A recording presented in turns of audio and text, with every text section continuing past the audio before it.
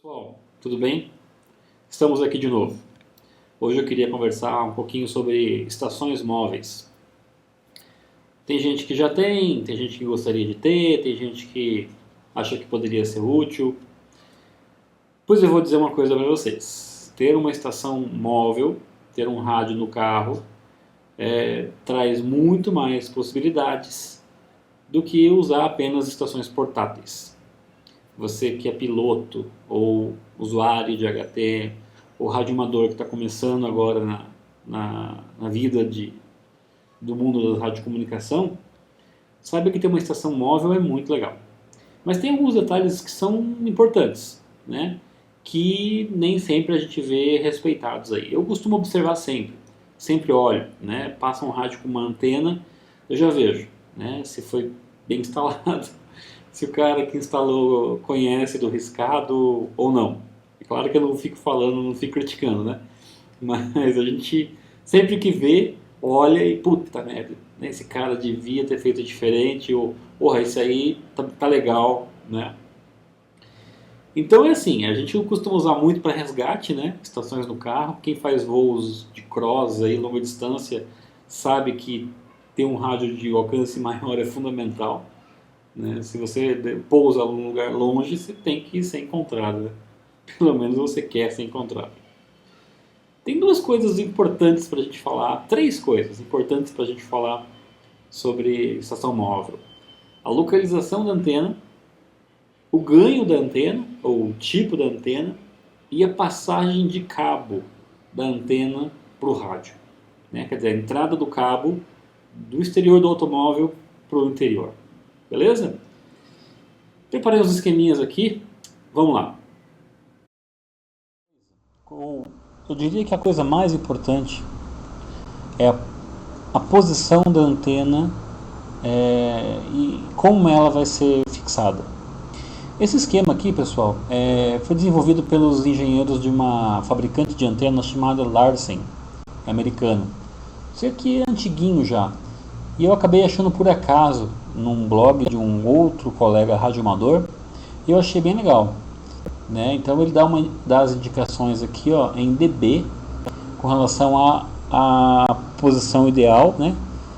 Tendo a posição ideal, que é essa posição aqui, se você instalar em outro local, qual vai ser a perda em termos de dB, né, em ganho. É bem legal, só que um pouquinho complicado, né? Para você decodificar isso aqui tem que ter um pouquinho de conhecimento prévio. Ainda assim, dá para a gente ter uma ideia. Considerando que essa aqui é a posição ideal da instalação de uma antena móvel, aliás, abrindo um parênteses aqui, vocês já repararam que os carros oficiais, carros da polícia, por exemplo, sempre tem uma instalação feita bem no meio do teto do veículo? Né? Carros oficiais, carros do governo, enfim, carros de órgãos públicos que têm utilização de rádio, a antena é sempre fixa e num furo, né? Feito um furo bem aqui no teto do carro. Por quê? Porque essa é a melhor posição de instalação. Ah, pois é, Cláudio, mas eu não vou fazer um furo na lataria do meu carro só por causa de uma antena, né? E é óbvio que a gente não vai fazer isso, até porque é a gente que paga, né? A gente sabe o quanto pode significar de incômodo na hora de vender o veículo. Bom, mas voltando ao nosso esquema, eu traduzi, assim, com base na minha experiência, eu passei muito tempo fazendo instalação de rádio, tanto de rádios de equipamentos de rádio amador, quanto equipamentos de rádios profissionais, para a empresa mesmo. Então assim, ó, eu coloquei mais ou menos, de acordo com a minha experiência, de acordo com o que eu observei na prática, né, considerando que aqui na posição ideal eu teria 100% de rendimento, mais ou menos quanto que eu vou perder em termos de percentual se eu for colocar minha antena em outro local, né? Então por esse esquema aqui dá pra gente entender mais facilmente como a gente deve pensar a localização da antena. Mas assim, uma coisa que eu posso adiantar para vocês Quanto mais plano terra a antena tiver ao redor dela, plano terra seria uma superfície metálica ligado ao negativo do rádio, tá? Idealmente, né? Porque na prática qualquer superfície metálica vai servir como plano terra. Quanto mais plano tiver em volta da antena, melhor o rendimento dela. Por isso que se eu tiro a antena daqui e coloco aqui no canto, eu já tenho uma diminuição significativa aí do ganho dela. Continuo com um ganho relativamente bom, né? Ganho que eu digo é falta de perda, tá? Aqui nesse caso. Mas aqui eu tenho só 1/4 da quantidade de plano terra que eu tenho aqui. Então assim, a quantidade de plano terra seria a primeira coisa, tá? A segunda coisa é a altura da antena.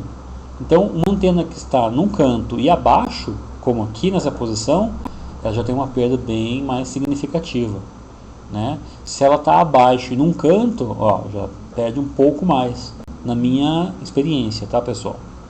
No meio do porta-mala aqui seria uma posição de relação custo-benefício, né?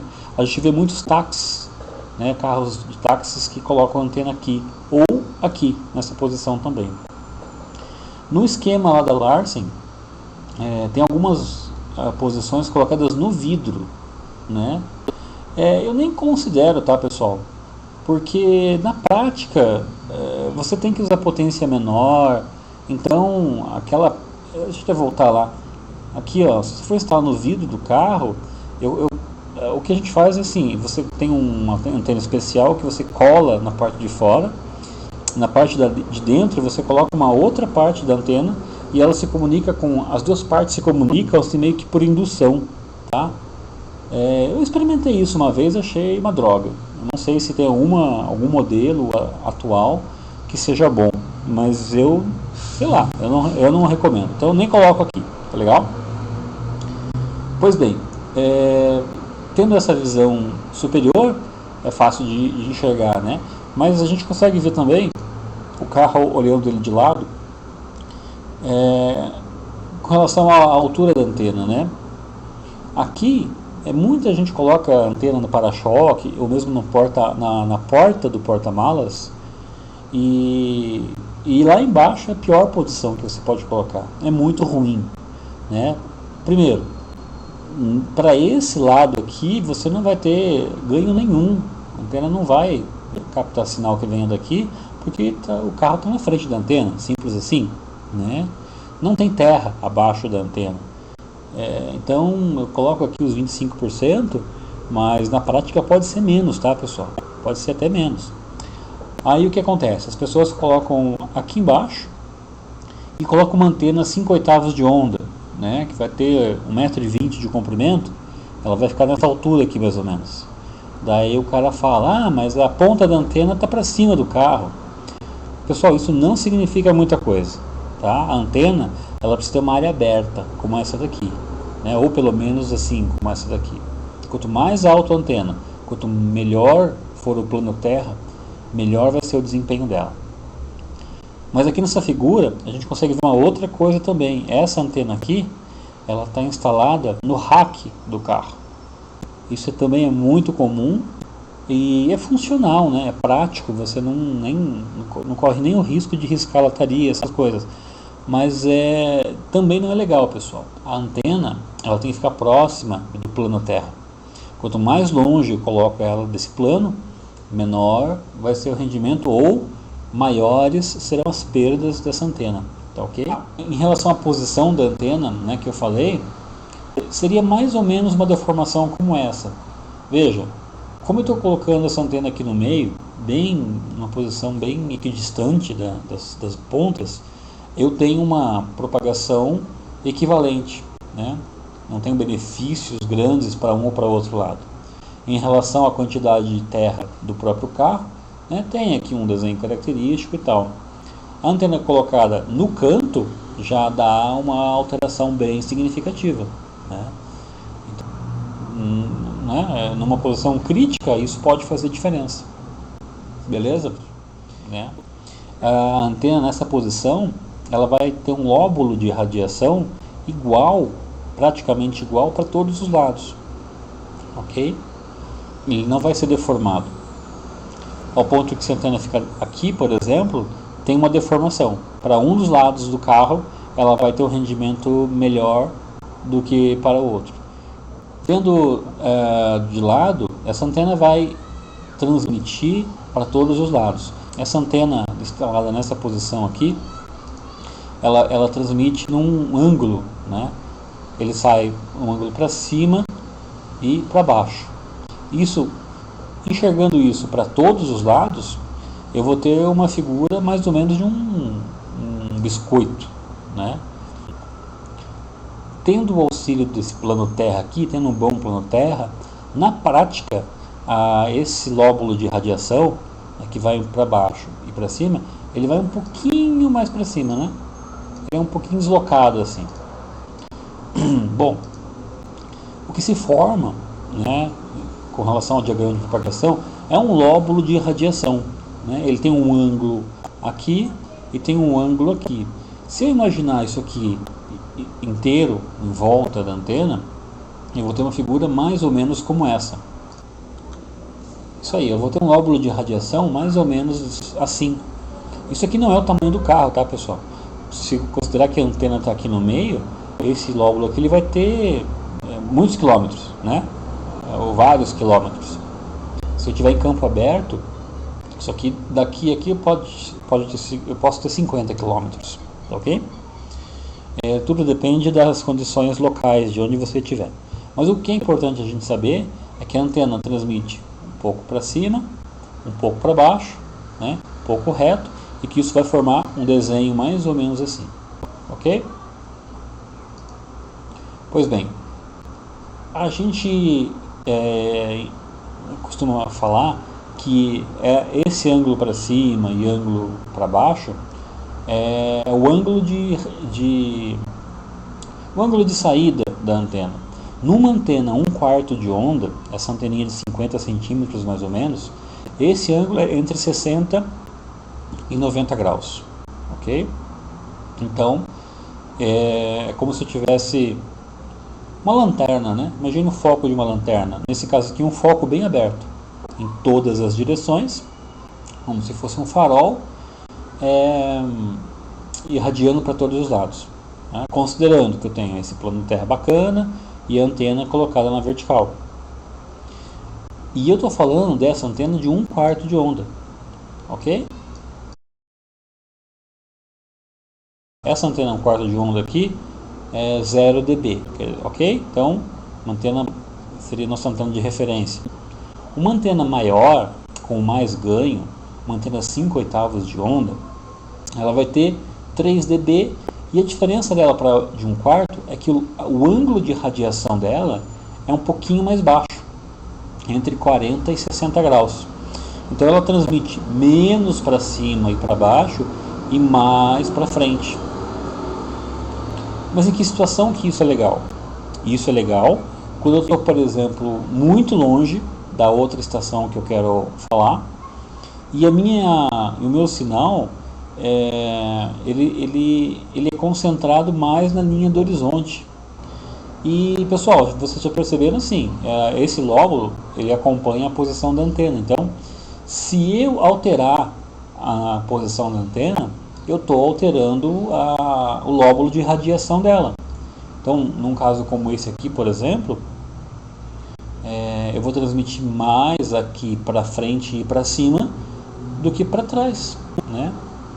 Para trás eu vou transmitir para baixo apenas aqui. Lembra que aqui na direção das pontas da antena não tem radiação. Às vezes isso não significa muita coisa, no sentido de que para o uso que eu dou, né? Por exemplo, eu uso para comunicação a curta distância, às vezes isso não significa que eu vá ter um prejuízo que me impeça de falar. Mas é bom que a gente tenha em mente que esse processo acontece. Bom, em relação a ganho e a posicionamento de antena, é basicamente isso, é simples, né? E aí, as opções que nós temos de instalação, elas são assim. Eu tenho suportes, que a gente chama de suportes de porta-mala, né?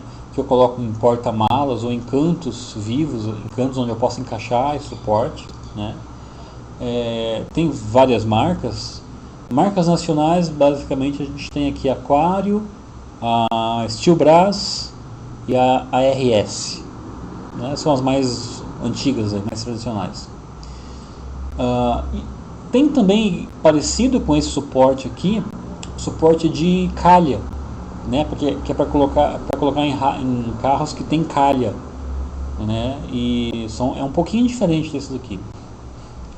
E como eu já falei anteriormente, os suportes magnéticos, né? Aqui Brasil, né? Steelbras, Aquário, ARS e tem os importados, né? Esse aqui é importado, esse aqui também é importado. E para uma antena de 50 centímetros, que é a antena que a gente mais usa em VHF, não precisa ter um ímã, né? Não precisa ser isso aqui, por exemplo, né? Mesmo que você vá andar aí a 150 km por hora, o arrasto não é tão grande assim. Um suporte como esse aqui, que são os mais simples, né? Já resolvem o caso. Mas tem gente que acha que precisa de alguma coisa assim, mais potente e tal, né? Mais forte. Tem o pessoal que faz trilha aí que precisa se preocupar em ter uma antena com base com mola, né? Para ela poder bater nos galhos e não quebrar. Mas isso aí vai da necessidade de cada um, né? Aqui o exemplo que eu falei, ó, esse aqui é um suporte tipo porta-malas, né? Mas colocado lá embaixo, ó, essa é uma antena mais compridinha, né? Aqui nesse caso não dá para dizer se ela é de 5/8 de onda para VHF ou é uma antena de PX. Tem umas antenas de PX que elas são assim também, mais ou menos desse tamanho. Aqui talvez seja uma necessidade que a pessoa encontrou, né? Teve, não deu para instalar em outro local, então eu tive que instalar aqui, beleza, né? Apesar de que num carro desse daria para colocar um suporte magnético. E aqui no rack do carro, né? Então aqui tem a antena, o cabinho está saindo por aqui, está entrando sei lá onde, em um local por aí. Então vejam, eu tenho uma distância da antena com o plano terra aqui. Por mais que essa antena esteja aterrada, né? Quer dizer, eu tenho uma malha aqui que é ligada no negativo do rádio, que está ligado no negativo do carro e que está conectado aqui à carroceria. Mesmo assim, o legal é a antena estar próxima, o mais próxima possível aqui do plano terra dela. Beleza? E recentemente a gente teve o surgimento desse tipo de antena aqui. Parece uma antena de AM/FM, mas na verdade é uma antena para VHF, para radioamador. Essa antena você ajusta ela, né? Ajusta o comprimento da haste aqui, e pode ser tanto para VHF quanto para UHF, depende do ajuste que você der. Mas o legal dessa antena é que você não tem o problema do suporte, né? De ter que ter um suporte apropriado, seja magnético, seja de outro tipo. E você pode aproveitar a entrada aqui da antena FM para passar o cabo.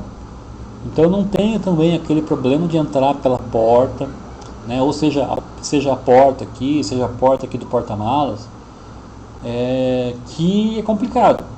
Se eu esmago o cabo com sucessivas fechadas de porta, eu posso danificar a ponto de prejudicar o rádio. O cabo coaxial da antena, ele tem uma impedância de 50 ohms, ou deve ter uma impedância de 50 ohms. Se ele é esmagado, danificado, se começa a aparecer a malha e tal, eu começo a ter alteração nessa impedância, automaticamente eu tenho perda de desempenho do rádio e posso até danificar, né, pelo aumento da estacionária da antena. Então essa antena aqui ela resolve esse problema, né? Ela não é vertical, ela é um pouquinho inclinada, quer dizer que o lóbulo de radiação dela é um pouquinho alterado, mas eu acho que ainda assim ela tem uma ótima relação de custo-benefício com relação ao desempenho. O único problema dela ainda é o custo. Essa antena aqui é muito cara. Nos dias atuais aí eu estou fazendo umas pesquisas encontrando de 200 a 300 reais. Eu acho que é muito caro isso para uma antena, né? Para uma antena, um quarto de onda. Só que, assim, é uma coisa que resolve um monte de problemas, né? Eu confesso que se fosse um pouquinho mais barato eu já tinha comprado. Para mim não faz muita diferença ter ou não ter uma antena de rádio AM, FM no carro. Eu já não uso mesmo. Mas mesmo que eu usasse, eu preferia ter uma antena dessa aqui, que eles chamam de antena descaracterizada. Porque, assim, uma outra questão, uma outra vantagem é que ela não aparenta ser uma antena de radiocomunicação. Eu pessoalmente fico bem cabreiro de deixar a antena aparente no meu carro, em certos locais, porque pode despertar a curiosidade de alguém, né? Então uma outra vantagem dessa antena é que ela é discreta, que também é uma vantagem da antena magnética, que eu posso deixar ela no telhado, no teto do carro, ou eu posso tirar, né? Ou eu posso colocar apenas quando eu for usar. Não é tão conveniente quanto uma antena fixa, que você deixa ela lá e esquece, mas tem o benefício de você poder tirar ela a hora que você quiser, ou até colocar apenas na hora que vai usar. Então, pessoal, para finalizar a questão da passagem do cabo, né, olha só, aqui por exemplo, né, o cara deu uma gambiarrada aqui e tal, furou aqui. Então, assim, eu não sei como você vai resolver o problema no teu carro, porque cada carro é um carro, cada caso é um caso. O que você tem que lembrar é que esse cabo aqui não pode ser danificado, não pode ser machucado, não pode entrar água nele. Quer dizer, se eu fizer um furinho nele aqui, pegar chuva, entrar água, eu já perdi o cabo. Tem que trocar, né? E não é barato. Mas se você vai fazer dessa forma aqui, como esse cara fez, eu recomendo que você ou passe na porta de trás, ou você passe lá na entrada do porta-malas, que são as portas que abrem menos, né?